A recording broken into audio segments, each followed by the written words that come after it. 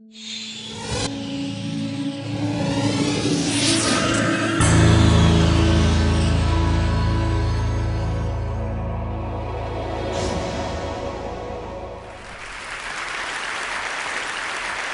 be happy to know that I'll be talking not about my own tragedy, but other people's tragedy. It's a lot easier to be lighthearted about other people's tragedy than your own, and I want to keep in the spirit of the conference.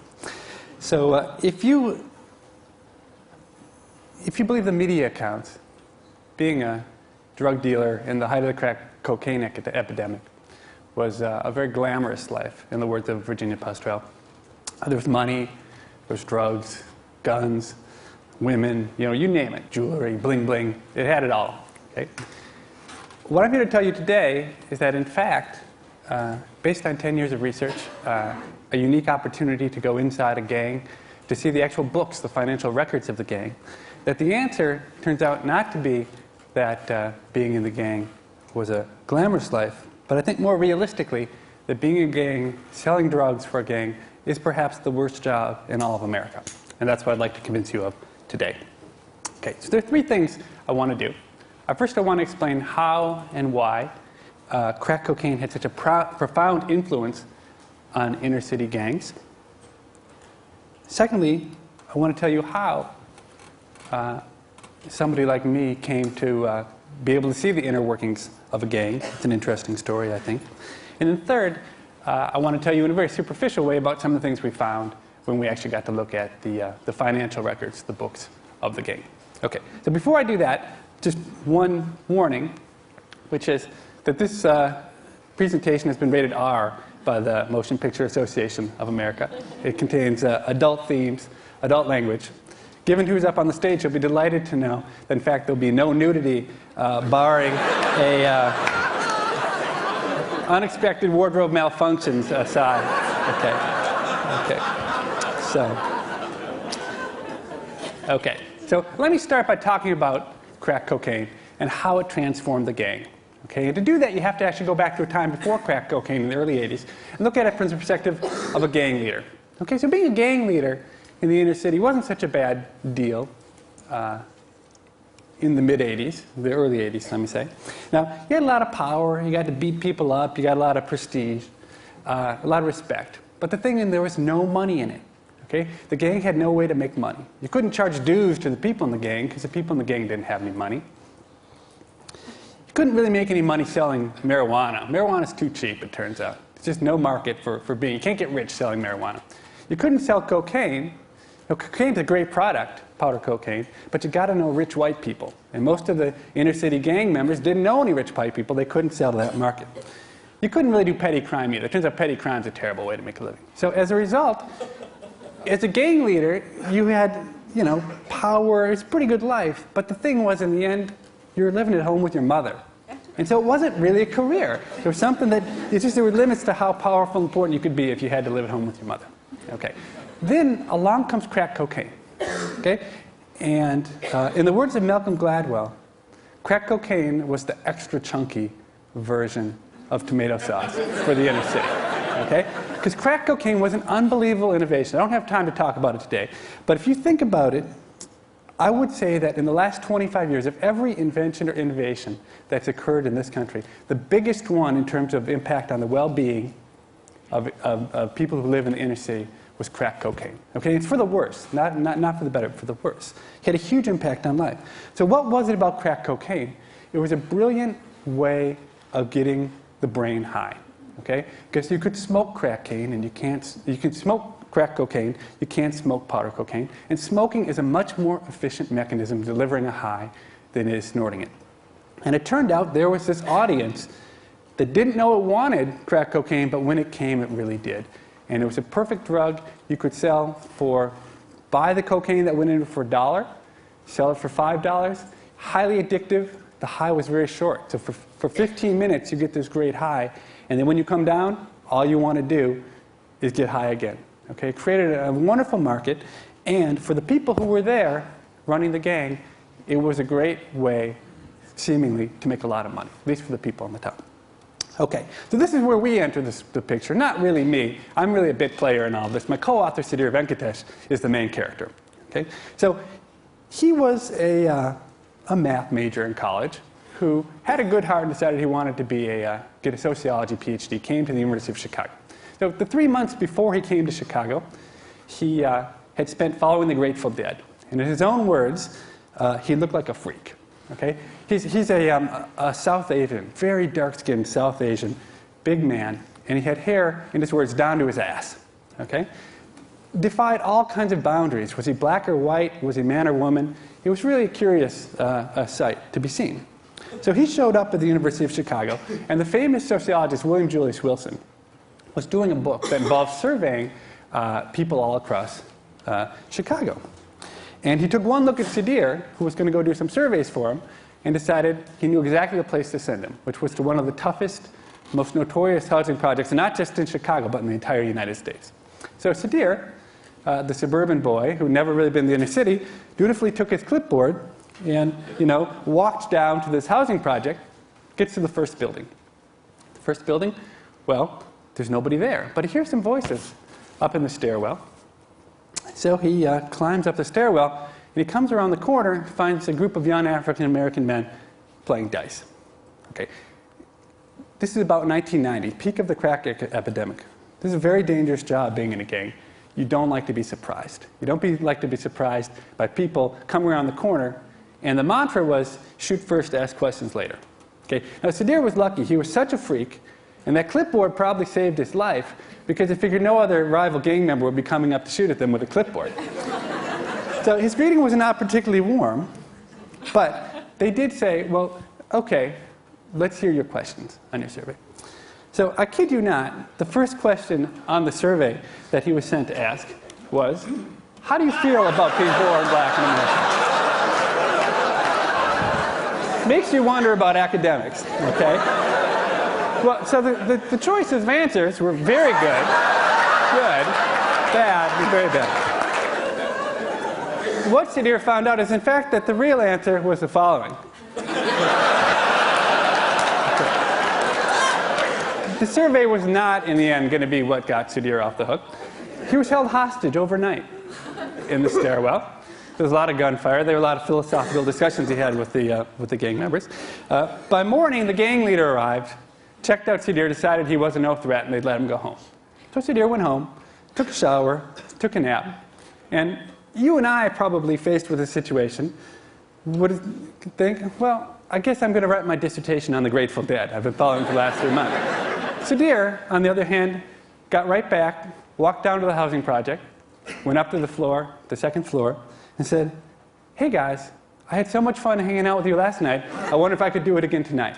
And that was the beginning of what turned out to be a beautiful relationship that involved Sudhir living in the housing project on and off for 10 years, hanging out in crack houses, going to jail with the gang members, having the car window shot out of his car, having the police break into his apartment, steal his computer disks, you name it.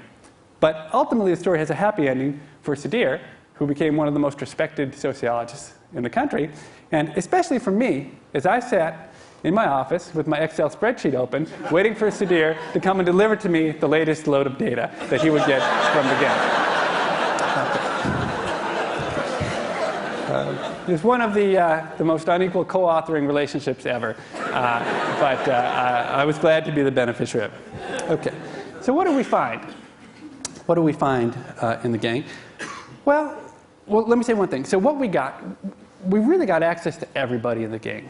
We got an inside look at the gang from the very bottom up to the very top. They trusted Sudhir in ways that really no academic has ever, or really anybody, any outsider has ever earned the trust of these gangs. To the point where they actually opened up what was most interesting for me is their books, their financial records that they kept, and they made them available to us. And we not only could study them, but we could ask them questions about what was in them.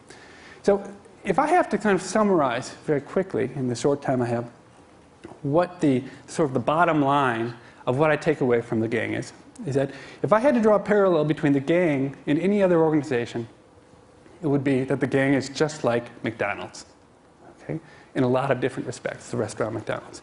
Okay, so first, in one way, which isn't maybe the most interesting way, but it's a good way to start, is in the way it's organized, the hierarchy of game, the way it looks. So here's what the org chart of the gang looks like. I don't know if any of you know very much about org charts, but if you were to kind of strip down and simplify McDonald's org chart, this is exactly what the org chart would look like. Now, it's amazing, but the top level of the gang, they actually call themselves the board of directors. Okay? And Sudhir says, it's not like these guys had a very sophisticated kind of view of like what happened in American corporate life, but they had seen movies like Wall Street, and they kind of had learned like a little bit about what it was like to be in the real world. Now, below that board of directors, you've got essentially what are regional VPs, people who control, say, the south side of Chicago or the west side of Chicago. Now, Sudhir got to know very well the guy who had the unfortunate assignment of trying to take the Iowa franchise, which it turned out for this black gang was not one of the more brilliant financial endeavors that they undertook. Okay? But the thing that really makes the gang seem like McDonald's, it's its franchisees. That the guys who are running, the local gangs, the 4 square block by 4 square block areas, they're just like the guys, in some sense, who are running the McDonald's. They are the entrepreneurs. They get the exclusive property rights to control the drug selling. They get the name of the gang behind them for merchandising and marketing.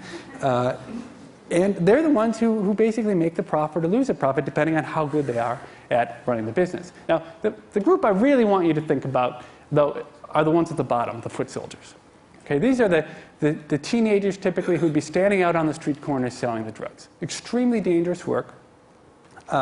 And important to note that almost all of the weight, all of the people in this organization are at the bottom. Okay, just like McDonald's. So in some sense, the foot soldiers are a lot like the people who are taking your order at McDonald's. And indeed, it's not just by chance that they're like them. In fact, in these neighborhoods, they'd be the same people. So the same kids who were working in the gang were actually, at the very same time, they would typically be working part-time at a place like McDonald's. Okay? Which already, I think, foreshadows the main result that I've talked about what a crappy job it was being in the gang. Because obviously, if being in the gang was such a wonderful, lucrative job, why in the world would these guys moonlight at McDonald's? Okay? So what do the wages look like? So you might be surprised, but based on the actual, being able to talk to them and to see their records, this is what it looks like in terms of the wages.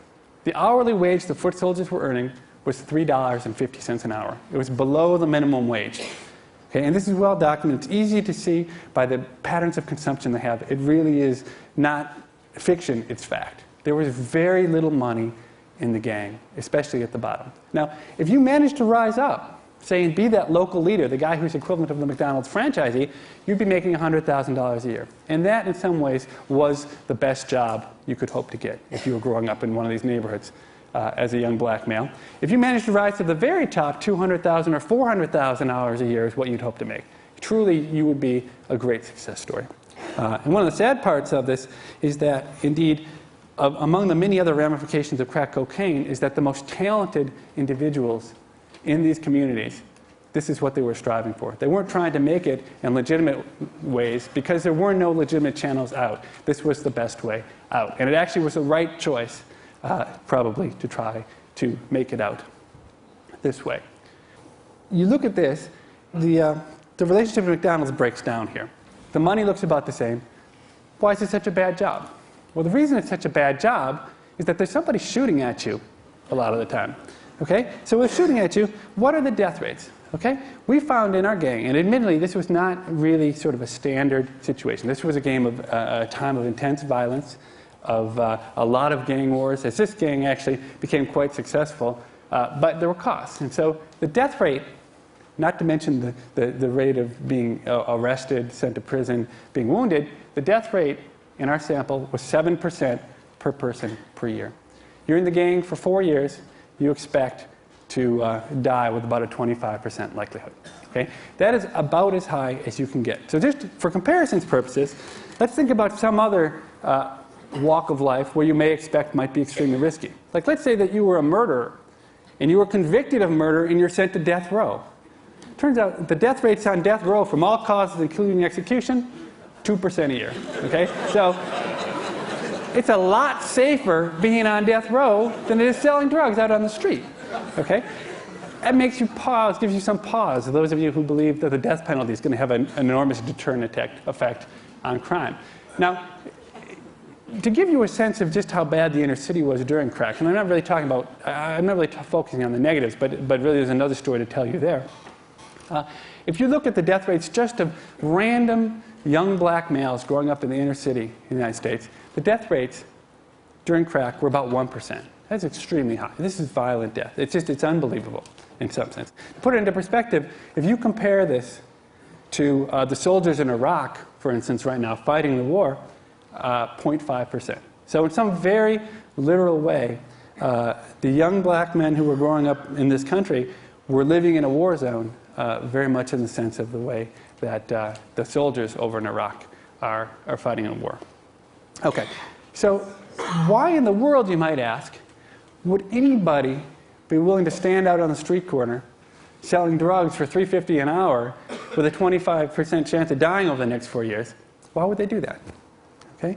And I think there are a couple answers. I think the first one is that they got fooled by history. It used to be the gang was a rite of passage, that the young people controlled the gang, that as you got older, you dropped out of the gang. Okay? So what happened was the people who happened to be in the right place at the right time, the people who happened to be leading the gang in the mid to late 80s became very, very wealthy. And so the logical thing to think was that, well, the next generation, so they're going to age out of the gang like everybody always has, and the next generation is going to take over and get the wealth. Okay? So there are striking similarities, I think, to the internet boom. Right? The first set of people in Silicon Valley got very, very rich. And then all my friends said, maybe I should go do that too. And they were willing to work very cheap for stock options that never came. Okay? In some sense, that's what happened exactly to the set of people we were looking at. Is that they were willing to start at the bottom, just like, say, a lawyer at a law firm, a first-year lawyer is willing to start at the bottom, work 80-hour weeks for not that much money because they think they're going to make partner. But what happened was the rules changed and they never got to make partner. Indeed, the same people who were running all of the major gangs in the late 1980s are still running the major gangs in Chicago today. They never passed on any of the wealth. So everybody got stuck at that $3.50 an hour job, and it turned out to be a disaster. The other thing the gang was very, very good at was marketing and trickery. And so, for instance, one thing the gang would do is, the gang leaders would have big entourages, and they'd drive fancy cars and have fancy jewelry. So what Sudhir eventually realized as he hung out with them more is that really they didn't own those cars, they just leased them because they couldn't afford to own the fancy cars. And they didn't really have gold jewelry, they had gold-plated jewelry. It goes back to the real versus the fake real. And really, they did all sorts of things to trick the young people into thinking what a great deal the gang was going to be. So, for instance, they would give a 14-year-old kid, they'd give him a whole roll of bills to hold. That 14-year-old kid would say, oh, well, he would say to his friends, hey, look at all the money I got in the gang. It wasn't his money until he spent it, and then essentially he was in debt to the gang and was sort of an indentured servant for a while. Okay, so I have a couple minutes. Let me do one last thing I hadn't thought I'd have time to do, which is to talk about what we learn more generally about economics from the study of the gang. Okay? So economists tend to talk in technical words. Often our theories fail quite miserably when we go to the data. But actually what's kind of interesting is that in this setting, it turned out that some of the economic theories that worked not so well in the real economy work very well in the drug economy, in some sense because it's unfettered capitalism. Here's an economic principle. This is one of the basic ideas in labor economics called a compensating differential. It's the idea that basically the increment of wages that a worker requires to leave him indifferent between performing two tasks, one which is more unpleasant than the other, that's what you call a compensating differential. It's why we think garbage men might be paid more than people who work in parks. Okay? So in the words of the gang, one of the members of the gang, I think, makes this clear. So it turns out, I'm sort of getting ahead of myself, it turns out in the gang, when there's a war going on, that they actually pay the foot soldiers twice as much money. Okay, it's exactly this concept, because they're not willing to be at risk. So here's, in the words of the gang member, captures it quite nicely. He says, would you stand around here when all this shit, that means shooting, if all this shit's going on? No, right. So if I'm going to be asked to put my life on the line, then front me the cash, man. So essentially, I think the gang member says it much more articulately than does the economist about what's going on. Here's another one. So economists talk about game theory, that every two-person game has a Nash equilibrium. Here's the translation you get from the gang member. They're talking about the decision of why they don't go shoot. One thing that turns out to be a great business tactic in the gang, if you go and just shoot in the air, just shoot guns in the other gang's territory, all the people are afraid to go by the guns there, they're going to come into your neighborhood. But here's what he says about why they don't do that. He says, if we start shooting around there in the other gang's territory, nobody, and I mean you dig it, nobody going to step on their turf. But we got to be careful, because they can shoot around here too, and then we all fucked. Okay? So that's exactly the same concept.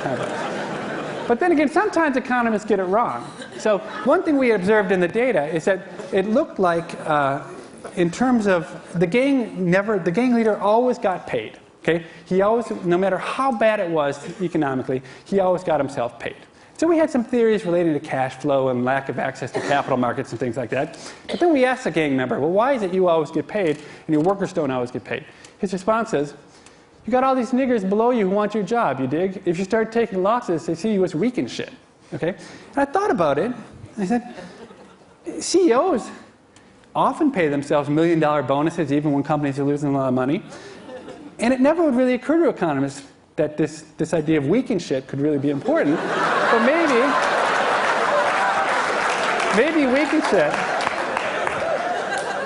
weak and shit is an important hypothesis that needs to be analyzed. Thank you very much.